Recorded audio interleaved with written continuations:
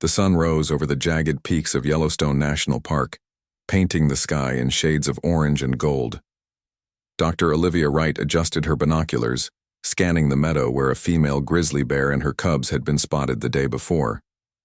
The morning air felt crisp in her lungs as she made notes in her worn field journal. "Anything yet?" Jack Miller asked quietly as he approached. The park ranger moved with the careful steps of someone who had spent years walking these trails. Olivia shook her head. "Not yet, but Autumn usually brings her cubs to this meadow early. The cameras picked her up around this time yesterday." Jack nodded and crouched beside her in the blind they had constructed last season.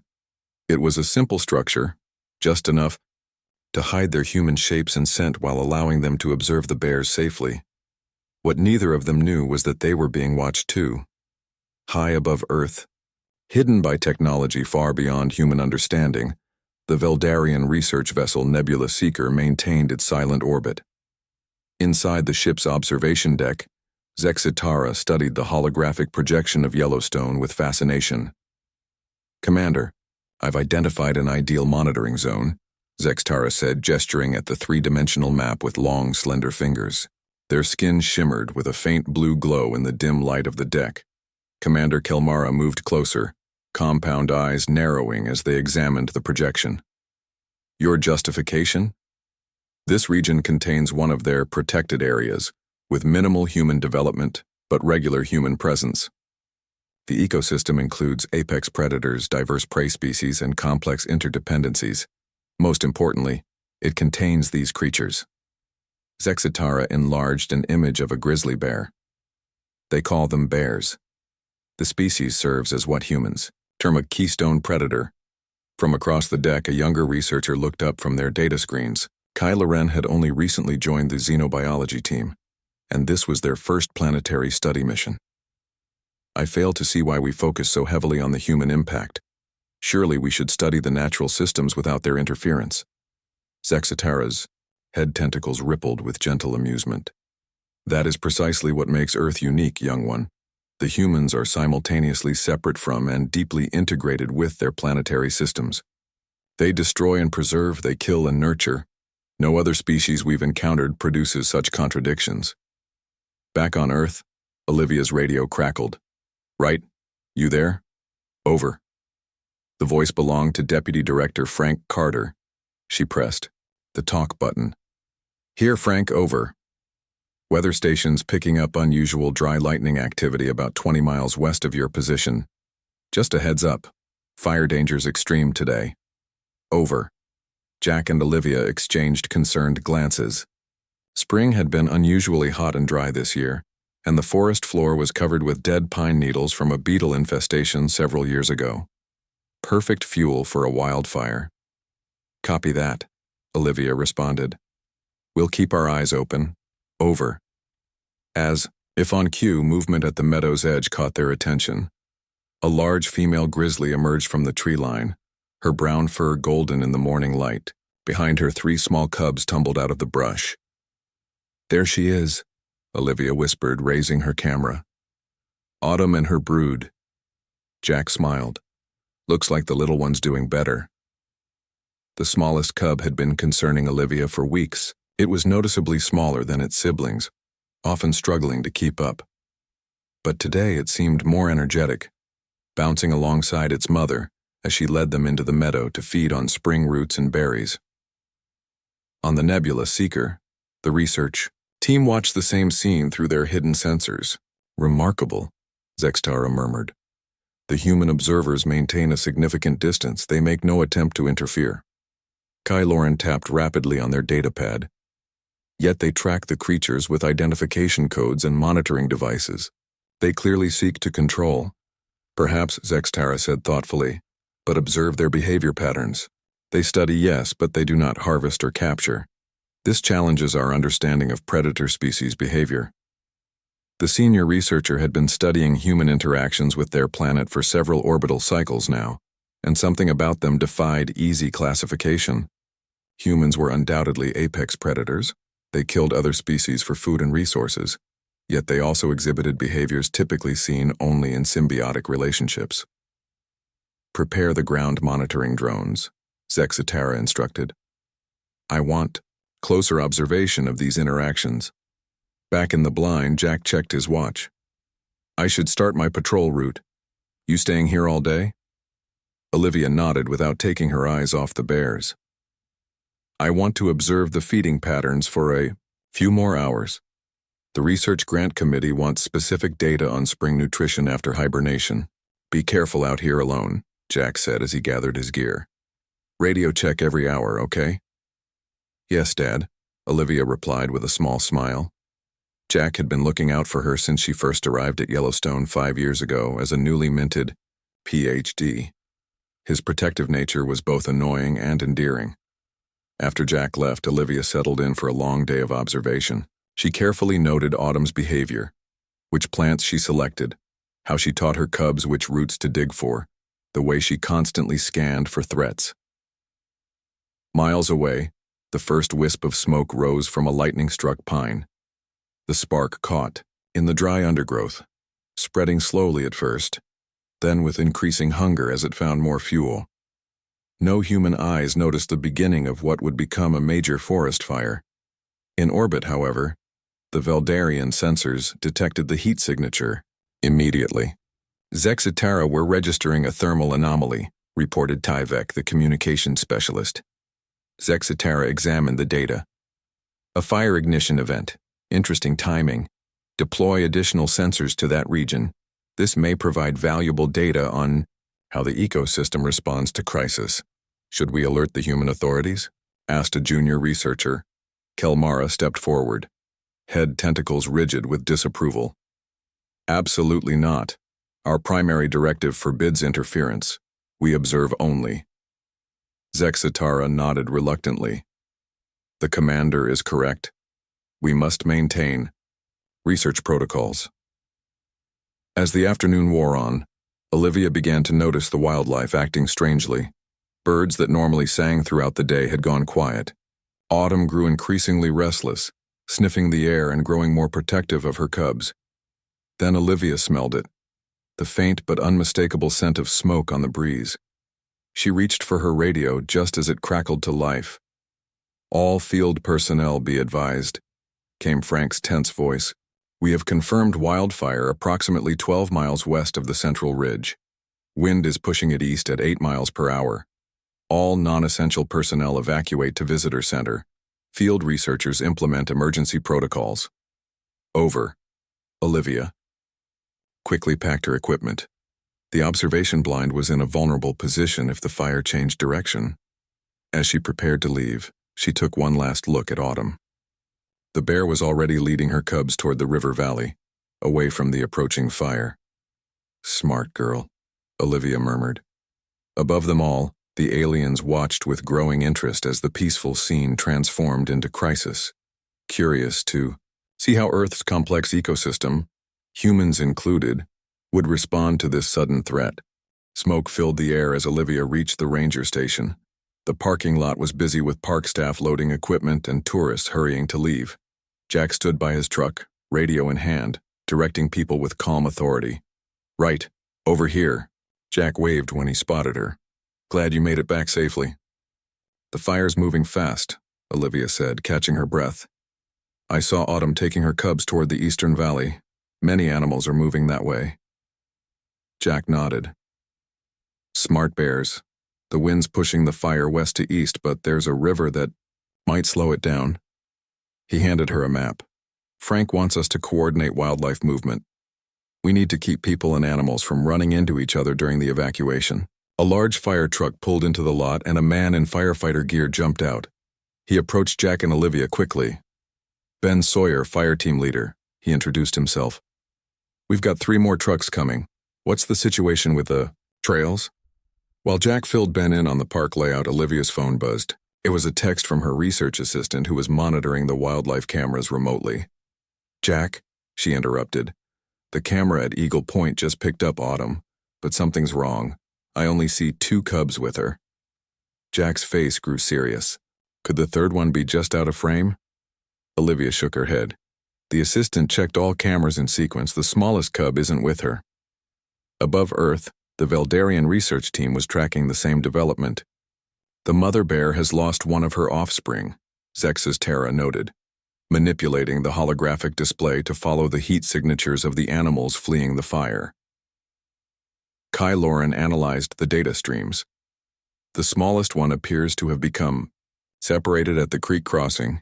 Its heat signature shows it moving north instead of east with its family group. Most fascinating, Zex's Terra said, tentacles waving with excitement. Now observe the human response. Commander Kelmara floated closer to the display. You seem unusually invested in these creatures, researcher Zex Tara. With respect, Commander, I believe we are witnessing something unique. The humans are organizing a response to save not just themselves but other species as well. Back at the ranger station, Deputy Director Frank Carter had joined the group, his face lined with worry. We've got over 200 tourists still in the eastern camping grounds, Frank said. Evacuation is our priority. I can't spare resources to look for a bear cub. Olivia understood the logic but couldn't accept it. Frank, Autumn is one of our most studied bears. The data from her family is irreplaceable for our research. And that cub won't survive alone, Jack added. Not with the fire and not at that age. Frank rubbed his forehead. What do you suggest? Let me go, Olivia said. I know where the cameras last spotted the cub. I can find it and get out before the fire reaches that area. Absolutely not, Frank replied firmly. Too dangerous to go alone. I'll go with her, Jack volunteered. We'll take the North Trail vehicles, find the cub, and be out before the fire line advances. Frank considered this for a moment, then nodded reluctantly. 2 hours. That's all you got. Then I need you both helping with the evacuation. As Jack and Olivia prepared to leave, they didn't notice a teenage boy slipping away from the tourist group. Leo Davis had been camping with his mother when the evacuation started. He had heard the rangers talking about the lost bear cub and decided he could help. He knew these woods well from previous visits and thought he could reach Eagle Point by a shortcut trail. Mom, I left my phone in the tent, he told his mother Susan. I'll be right back. Before Susan could object, Leo disappeared between the buildings. Instead of going to their campsite, he headed for the trail that would take him to Eagle Point. On me. The Nebula Seeker. The alien researchers detected the new human heat signature moving away from the group. Commander, a young human has separated from the evacuation area, Tyvek reported. Its trajectory will intersect with the lost bear offspring. Kelmara's compound eyes narrowed. Is this an official human rescue party? Negative, Zexatera replied after checking the data. This appears to be an unauthorized action by an immature human. Curious, Kai Lauren noted. The human seems to be deliberately moving toward danger. This contradicts survival instinct. Zexatera's tentacles quivered with excitement. Perhaps survival is not its only programming. Meanwhile, the forest fire had grown stronger, feeding on dry pine and dead underbrush. The wind pushed it eastward, sending animals fleeing in all directions. The lost bear cub wandered alone, confused by the smoke and noise. It had tried to follow its mother across the creek, but the current had been too strong, sweeping it downstream before it could climb out. Now it was lost and frightened. Olivia and Jack drove the park utility vehicle as far as the trail allowed, then continued on foot. They wore protective gear and carried emergency supplies, well aware that they were racing against time. The cameras picked up the cub in this area, Olivia said, checking her GPS. But that was 30 minutes ago. It could be anywhere by now. Jack scanned the ground. Look, bear tracks, small ones. He pointed to tiny paw prints in a patch of mud. Heading northwest. They followed the tracks until they disappeared on rocky ground. The smoke was getting thicker, making it hard to see and breathe. We should turn back, Jack said reluctantly. The fire's moving too fast. Olivia knew he was right, but the thought of abandoning the cub tore at her heart. Just a little further. Please. On another trail, Leo was making good progress. As a regular visitor, to Yellowstone he knew several unmarked paths. The smoke bothered him, but he was determined to find the bear cub, In his mind, he was on a heroic mission, one that would make for an amazing story when he got back to school. What Leo didn't realize was that his shortcut was taking him directly into the path of the advancing fire. In orbit, the aliens continued their observation with growing concern. "The fire's changing direction," Tyvek announced. "A new wind pattern is pushing it northward, directly toward the young human. The human rescue team is also in danger," Kylo added, "and the bear offspring is now caught between two fire fronts." Commander Kelmara hovered near the display, head tentacles rigid. "This is concerning, but remember our non-interference directive." Zextara moved closer to the commander. "With respect, I request permission to deploy additional monitoring drones, for research purposes only." "Granted," Kelmara said after a pause, "but no interference, understood?" As the situation grew more dire on the ground, an unexpected development occurred. The lost bear cub, driven by instinct and fear, found itself in a small clearing. At the same moment, Leo entered the clearing from the opposite side. The boy and the bear cub froze, staring at each other across the open space. And high above, unseen eyes watched, waiting to see what would happen next. Leo stood completely still, remembering everything he had learned about bear encounters. The small bear cub stared back at him with frightened eyes. It made a soft whimpering sound that tugged at Leo's heart. "Hey there, little guy," Leo said, quietly. "You're lost, aren't you?" The cub backed away slightly, unsure of the human. Around them the forest was eerily quiet except for the distant roar of the fire. Smoke drifted through the trees, making the air hazy. Leo slowly crouched down, to appear less threatening. "I'm not going to hurt you. I want to help you find your mom." On the Nebula Seeker, the alien observers watched the encounter with intense interest. "The young human is attempting communication with the bear offspring," Zextara noted, adjusting the sensors to capture every detail. Kyloran's datapad flashed with new information. "The fire is accelerating. Both will be trapped within 23 minutes if they remain in that location. Yet the human makes no move to save itself," Zextara observed. "Fascinating." Kelmara hovered closer. "Are there adult bears nearby? The mother may return for her offspring." Tyvek checked the thermal scanners. "Yes, Commander. A large heat signature matching the mother bear's profile is approaching from the east. But there is a problem. The fire has created a barrier between them." Back on the ground, Leo's attention was drawn to a crashing sound in the underbrush. His heart raced, thinking it might be another bear or perhaps a ranger. Instead, a large female grizzly emerged into the clearing. Leo's breath caught in his throat. It had to be the mother bear. Her fur was singed in places and she looked exhausted. She had somehow circled back through dangerous territory to find her missing cub. The cub immediately perked up, making excited noises at the sight of its mother. The mother bear huffed loudly, calling to her baby. Leo knew he should back away, slowly. Every safety video, every ranger talk had emphasized that you should never get between a mother bear and her cubs, but the fire was closing in. He could smell the smoke getting stronger, feel the heat building. They were all in danger. "Ma'am, we need to get out of here," Leo said to the bear, knowing she couldn't understand his words but hoping his calm tone might help. "The fire's coming."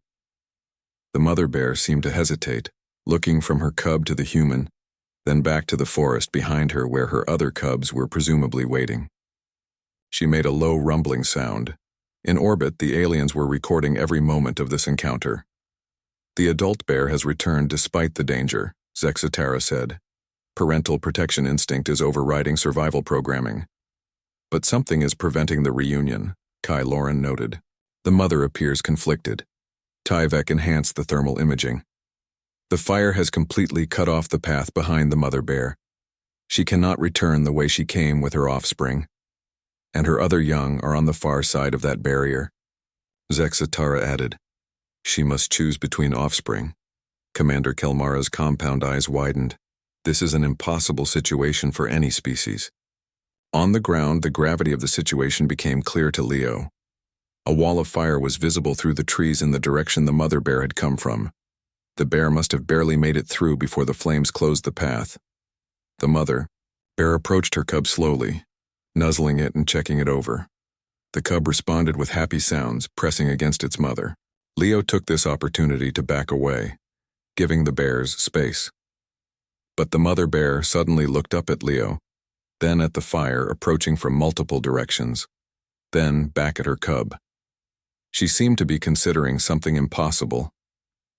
Meanwhile, Olivia and Jack had found Leo's tracks and were following them as quickly as they could.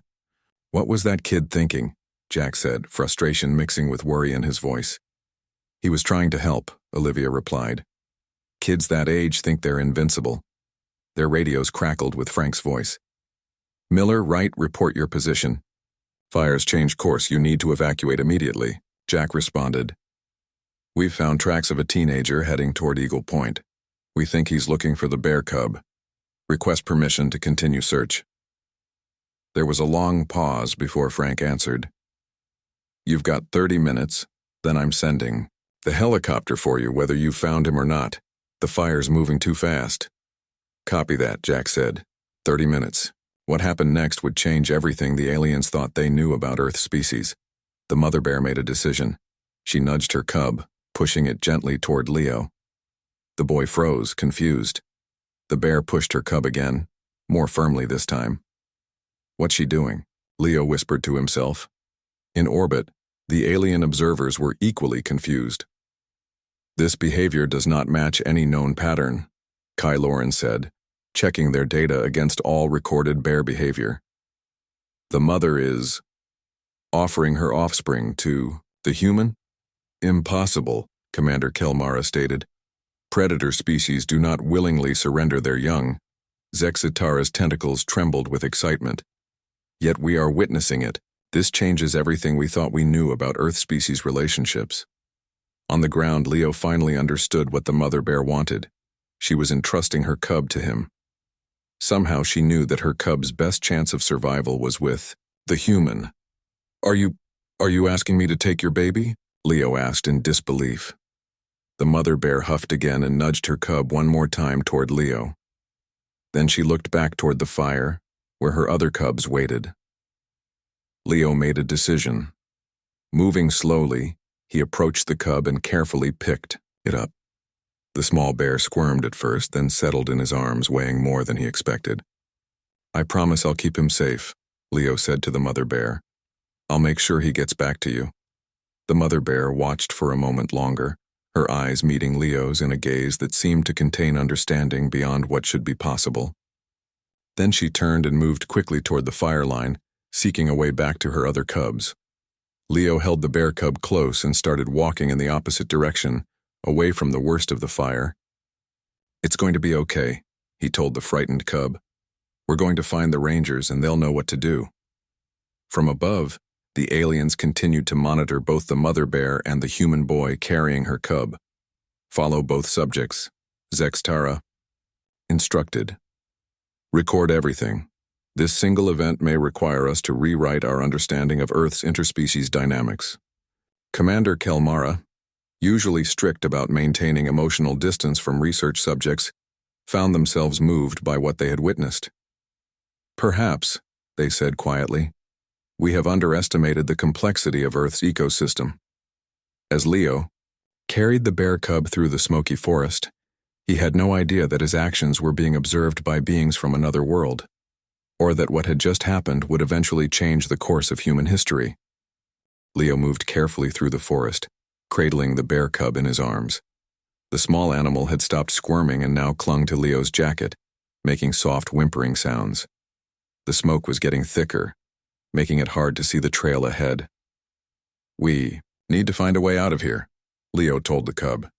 He tried to remember the map of Yellowstone he had studied before their trip. If he was near Eagle Point, then the main road should be to the south. The radio on Leo's belt crackled suddenly, making the cub jump. Leo had found the radio in a small emergency box on the trail marker and had been carrying it, hoping someone would use it to find him. "This is Ranger Miller broadcasting on all emergency channels. If anyone can hear me, please respond.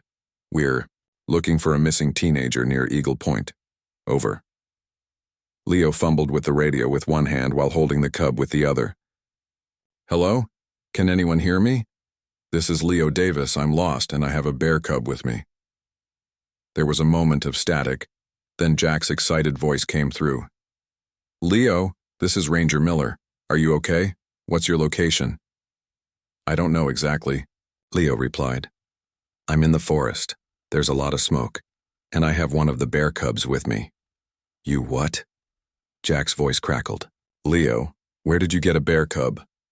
Its mother gave it to me, Leo said, knowing how crazy it sounded. The fire trapped her other cubs on the other side and she couldn't get this one back to them. There was a long pause before Jack responded. Okay, Leo, we'll talk about that later. Right now we need to find you. Do you see any landmarks? Anything that might help us locate you? Leo looked around. Through a gap in the trees, he spotted something. I can see a tall rock formation. It looks kind of like a finger pointing up. That's Raven's finger, Jack replied, relief in his voice. We know where you are. Stay put. Dr. Wright and I are heading your way. And Leo, stay on this channel. In orbit, the Veldarian research vessel continued monitoring the situation with growing interest. The human rescue operation is underway, Tyvek reported. They are converging on the young human's position. Sexatera manipulated the holographic display, focusing on Leo and the bear cub. The young are forming a bond. Look at how the bear offspring has stopped struggling. Kai Lauren, who had been skeptical from the beginning, now leaned forward with interest. This defies all expected behavior patterns. Predator young do not typically bond with other species, especially potential competitors. Perhaps we have misunderstood their relationship, Sexatara suggested. What if humans are not merely predators in this ecosystem? What if they serve another function? Commander Kelmara had been listening quietly. Elaborate on your theory. Researcher.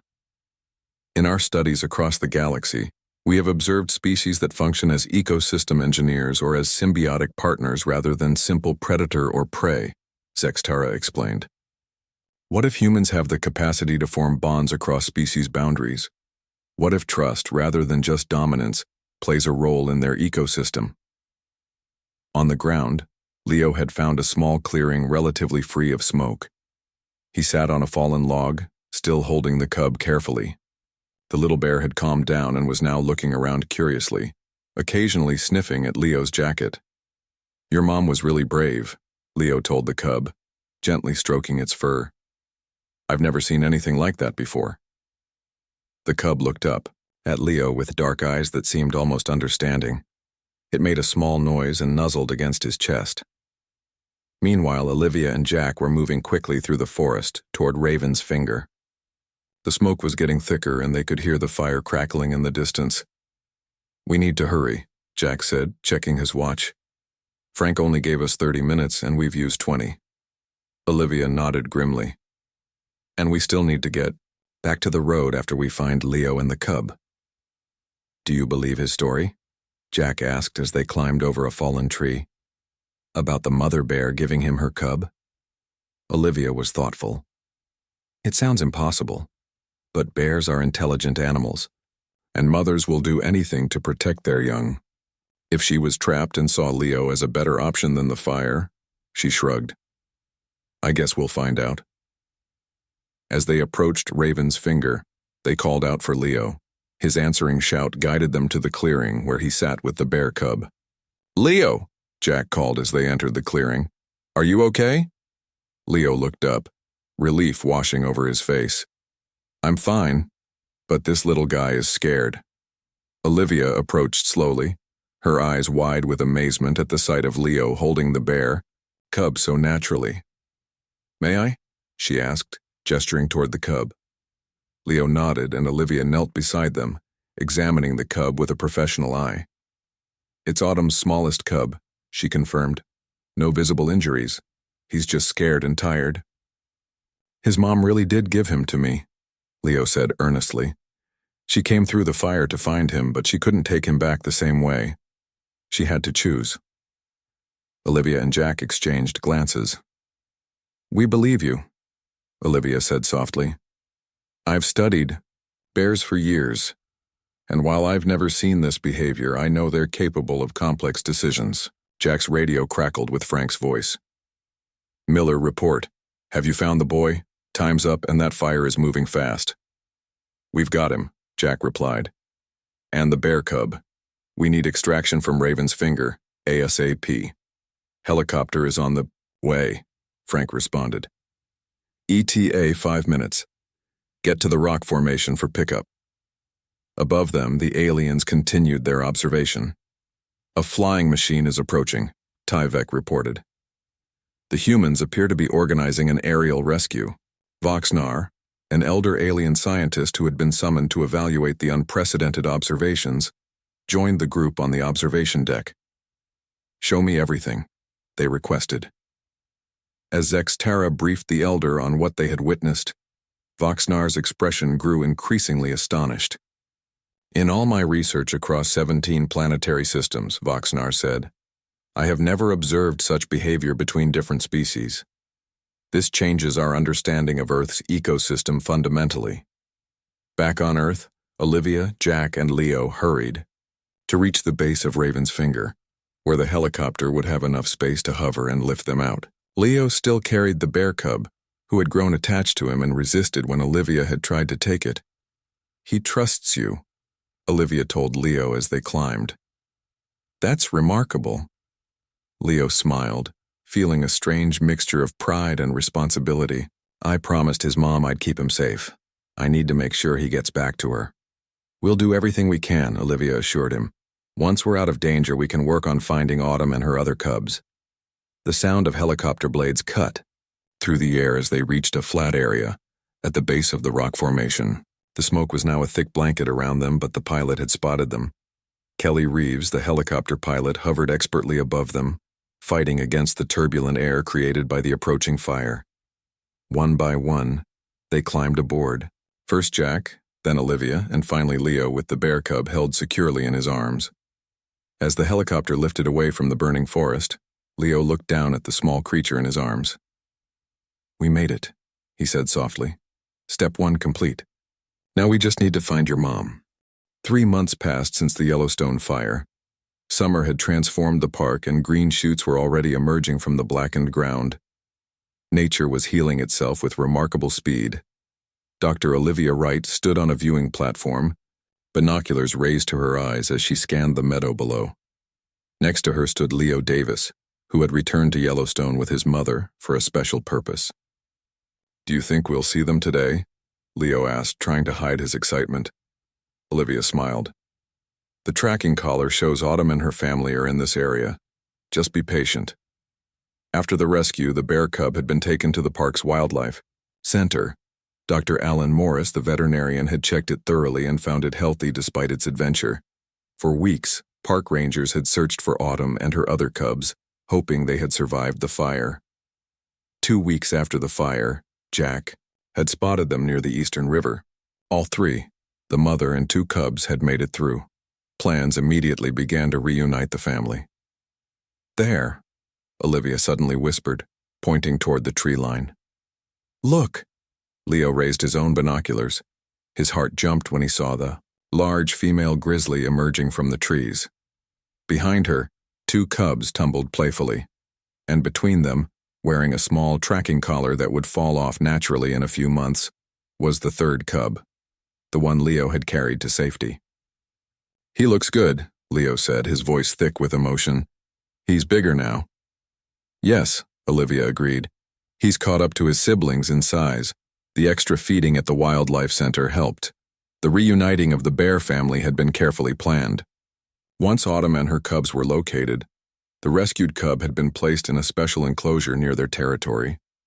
The door had been left open, allowing Autumn to approach in her own time. Wildlife cameras had captured the touching moment when mother and baby recognized each other, and the family became whole again.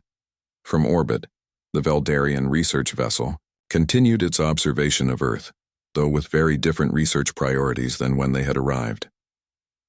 Researcher Zextara, the Grand Council representatives have arrived, Tyvek announced. They're waiting in the reception chamber. Zextara's tentacles fluttered nervously. It was not every day that members of the Grand Council traveled so far to hear research findings. But what they had discovered on Earth had shaken the foundations of xenobiology throughout their civilization. The reception chamber was filled with high-ranking Veldarians, their skin glowing with various colors denoting their status and role. At the center floated Extal, the most senior representative of the Grand Council. Researcher Zexitara, Extal began formally. We have reviewed your preliminary reports with great interest. The Council requests a final summary before making its decision. Zexitara activated the holographic display, showing scenes from the Yellowstone fire and the remarkable events that followed.